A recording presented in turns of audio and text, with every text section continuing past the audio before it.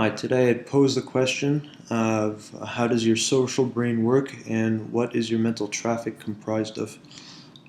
So I just noted a collection of thoughts I had earlier this month and in an attempt to answer those kinds of questions. As you may know from my other videos, I kind of like the nitty-gritty of mental processes and how exactly a person thinks and what drives them to do the things they do. Um, and I also like noting differences between those with an autism spectrum disorder versus those without. And I'm trying to bridge the gap and try to explain how my mind works. So I'm just going to read this. So I think it's odd that people relate themselves to other people, as in defining themselves in light of other people. For me, I set times in my head where I am to deal with people. This is hard to explain, but I'm going to try.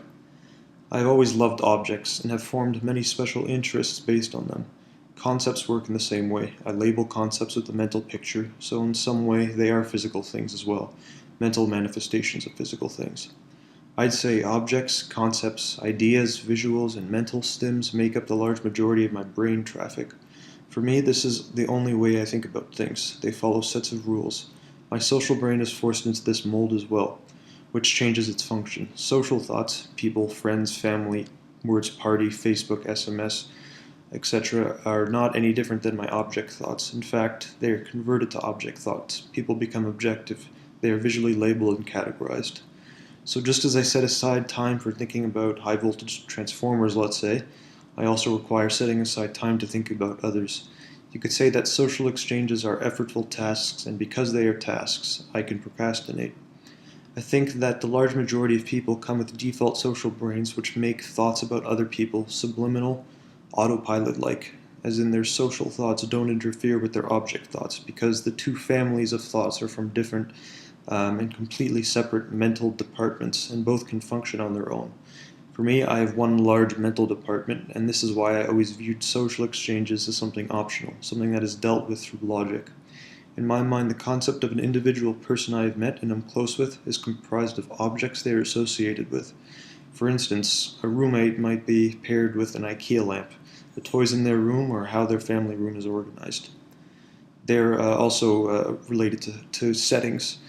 They are composed of mental snapshots, and in order for me to extract the idea of what their personality is like, I will visualize a series of isolated incidences with them being in certain rooms and what they said to me then. So now, here's my social brain at a party. So I don't like partying because the other people can actually see me in the raw, how I actually operate when I encounter social exchanges that are chaotic and can't be pinned down. I develop sets of rules and knowledge about how to communicate with someone I have known for a while, something like a decision procedure. It's like all the information is accessible in this visually labeled file in my mind. It's the same reason I don't like mixing friends. I am a behavioral chameleon, and when I follow these rules, they are catered to individuals only.